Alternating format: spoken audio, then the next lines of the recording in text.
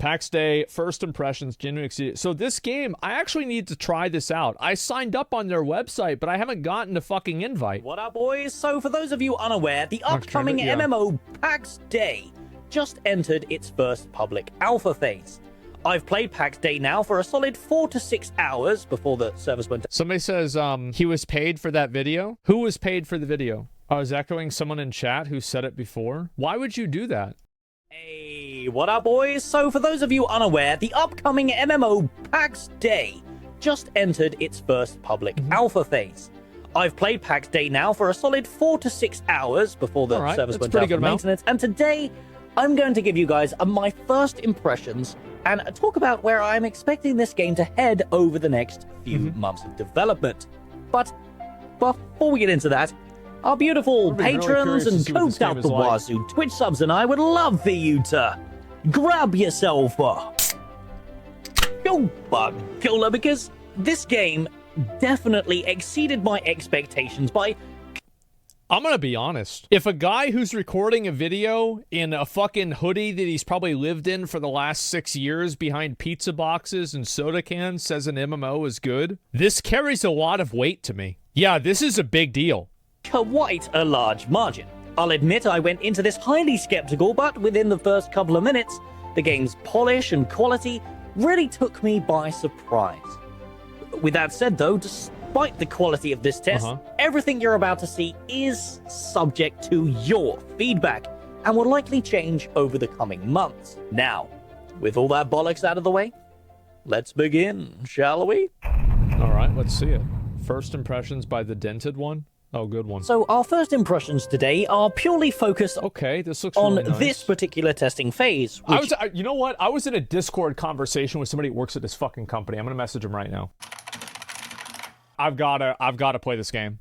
Is highly restrictive and lacking in a lot of the game's long-term plans, mainly the combat, progression, and content. This first phase, aptly named Home Valley, is highly focused on the gathering, crafting, and building side of the game. So all my commentary is... Combat is going to be the hardest thing for them, so I'm glad they're focusing on that first. Giving feedback and impressions for just these parts. I will tell you off the bat, although combat exists, the combat systems in the game right now are completely unfinished, and they have assured us that a combat overhaul is on its way, so let's just put a pin in that and move on, because much like other... What do you guys think about the UI? I think the UI looks fine, but the UI looks primarily not like an MMO, it looks like a survival game. Alpha titles, wink wink. This means the gameplay that you're seeing is not representative of the final product, and everything we're about to see is in rapid, volatile development. So it will change. Was that okay? Did I do it right, Stephen? Yes, my apprentice. Your training is starting to finally pay off. Okay, great. God. So, PAX... I mean, I'm gonna say again, especially with the Valheim music, you know, that really is a fucking vibe. I really like the way this looks. This looks amazing. Like, listen, if the developers are watching this, give me 300 to 500 keys. I will give them out to my viewers, and we will play the game. How about that? We'll make ourselves a little city somewhere and have a bit of fun. Could be more keys. We got a lot of people that watch, you know? Day is very interesting for an MMO. Its base follows the survival genre closer than it does an actual MMO. However, it is technically a massively multiplayer online game and does plan to feature some RPG elements during Cut down a fucking tree! testing phases. So let's begin by talking about their character creator. It is boasting very modern tech, allowing you to create highly detailed characters, but as it currently stands, you can only make humans in the world of PAX Day. I'm not sure there's any plans to add additional races, but, you know, that's okay. It's pretty much got all the bells and whistles that most... I'm okay with just making humans at the beginning. I think that's completely fine, and I actually don't give a shit about any of the other races because I only like playing people anyway. If you want to have a more grounded type of game that's only with people, I think that's totally alright. Unreal Engine 5s are boasting, which unfortunately, because of its focus on humans only, tends to get labeled as a bit generic. However, after creating my beautiful waifu and getting into the game, my first impressions were really quite surprising. I Okay. really didn't have high Strangely soft to the task. Gather and examine. Okay. expectations after we've seen the plethora of early wow. access games recently, but this Okay. one seems to be pretty goddamn good. It's obviously not fair to focus on optimization issues This because is just, I mean, this is a lot of just like, you know, usually in survival games, this happens, right? Yeah, Valheim, Unreal 5. It's kind of what I'm thinking right now, too. hey, guess what? It's an alpha, but the game actually runs pretty well. This clip I'm showing you right now is the time it takes for you to launch the game, get through the loading screens, and start actually playing. It's rather impressive, I've got to say, and not at all what I expected. There is a lag spike every now and again, but aside from that, I was genuinely surprised at how stable the game is in this early launch phase. The graphics are beautiful, the general quality of the game textures are immersive, and the Unreal This looks great. It does. It looks really, really nice. 21 minutes? Engine 5 tech with Nanite and Lumen are really shining through here. However, Yeah. I will say that some of the environments do look a little generic due to the same bush type being copied. They do. They do look very generic, and it would be nice if they were able to make some of their own, like different types of trees that aren't necessarily real trees, like trees that you would see out in the world, but are like fantastical versions of those trees. I think that's really like, you know, it's kind of like, it's like an 80-20 rule where like 80% of the stuff should be just like it is in real life, but then the 20% should be fantastical, right? It's like in New World, for example, whenever you see the blue trees, it's like, oh shit, right? But like the oh shit moment comes from the other 80% not being blue trees. Pasted, but that is a process that can be easily fixed as they add a better variety to their procedural generation. Sure, yeah. Now, on to the gameplay itself. Okay, As you've this probably is noticed from literally the just like New footage, World. the gathering in the game is much more action-based. You swing your axe or pick with your mouse, Mm-hmm. and that deals damage to objects in the world proportional to the tool's tier. If Okay. your tool isn't a high enough tier, you simply cannot break the trees or rocks due to them being too hard. This is exactly like Valheim. A fairly common design choice, Yeah. and one that has some nice depth to the game's progression. The two core gathering professions right now, wood chopping and mining, have extremely well-designed options right now. Wood chopping and mining have extreme This is really nice. Can I get up on that mountain? Stamina bedge? I think that if you want to have an MMO, personally, I think stamina should not be consumed whenever you're out of combat. Elden Ring did this, and it dramatically improved the quality of the game. There is no reason for a person to run out of stamina when cutting down a tree. It is annoying. I think stamina provides a great resource in combat situations, but outside of combat situations, I find that stamina while having gathering is just not fun. That's it. It's just simply not fun. And I think that the scaling metric for gathering should be the resource, the tools that you're using rather than your stamina. It's microgating. Yeah, that's actually, I love that term, microgating. Yeah. well-designed It did. visual feedback on the entities that you're gathering. Trees chip away in real time, and rocks crack in real time, and this is something very rarely seen in games like this. I've played a lot of survival games, and I'm struggling to even compare it to another. It's just That's really nice. I like that a lot. very immersive, and I love it. Gathering And can I give maybe this is like kind of an unpopular opinion, but I actually wish the rocks fell on the ground and you had to pick the rocks up.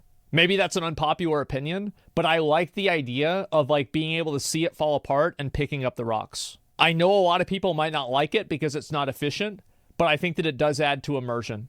itself, though, is governed by a stamina bar, and so far I figured out that you can increase the efficiency of this stamina bar by filling up buff slots, eating various types of food in a very Valheim style. I Exactly. suspect there may be Yeah, again, Valheim making you have to do that, I just found it annoying. To be honest, like, yeah, I found it annoying. I didn't like having to do it. It's the worst part about an otherwise flawless game. Yeah, like having to sit there and wait for stamina to do stuff, etc. It's just obnoxious. Much more powerful foods due to there being a cooking skill, and obviously potions that probably allow me to increase my gathering efficiency, but that is still left for me to discover. Unfortunately though, because of this binary stamina system, the stamina gating does kind of feel a little bit sluggish. The purpose of it is, I suppose, to give players a sense of progression as they use better equipment, better food, and level up their skill. Speaking of skills, there is a wide range of gathering in the game right now. From what I've discovered, there is... Yeah, like you're just sitting there waiting to get more stamina. Of course, mining and wood chopping, but there is also herbalism and primitive forms of skinning that I'm not quite sure is fully implemented yet due to the lack of animation. However, where the game really shines is the diversity and sheer amount of these different materials. There is a plethora of different wood types, stone types, herbs, Can I break the plants, can you break the big rock? bone, meat, and that all adds insane amounts of choices to your processing. It seems that I really hope that you can break big rocks. You can turn big rocks into little rocks. And if you can't, you should be able to. Because it's cool. It's just that simple. It's because it's really cool. Like, why can't you just, like, dig a hole into the mountain or something like that? It's just badass. Meat, and that all adds insane amounts of choices to your processing. It seems the game kind of wants you to terraforming, learn what awesome. are recognizable materials in the world, as they do have pretty distinct looks to them. Or herbs and berries, for example, are very recognizable from a long distance away, and I think that plays well into what the game is trying to go for. If you look at the visual for like how the grass moves. From a long distance Like this away. is obviously just an Unreal, what's that, 5.2 update? Like that, I remember they added this. So it's not like this is incredible in terms of like, wow, I can't believe that anybody's able to do this tech. It just looks really nice. And I think that plays well into what the game is trying to go for. As I look through the building menu and see the various crafting stations, building tiles, and equipment that you can craft, the game seems to be leaning heavily into mass hoarding a bunch of these processing material tiers, which require a huge amount of raw materials in turn. Which leads us nicely on to the main feature of this test phase. The building. Unfortunately, I spent 4 hours trying Do I find clay? Probably near a riverbed, right? to find clay. Therefore, there is no footage of me actually building. Instead, I've used their footage. But that doesn't stop me from overviewing the actual building mechanics. PAX Day offer a fairly polished, feature-rich, tile-based building system. Think along the lines of Rust or Ark. However, what PAX Day does really well is the placement of a lot of these interior pieces have the ability to be placed anywhere within their tile grid. This allows like visually, this looks incredible. I think that a lot of people probably have wanted this out of an MMO for a long time, is to have a game like this that you can have an MMO that you can build real structures out in the open world.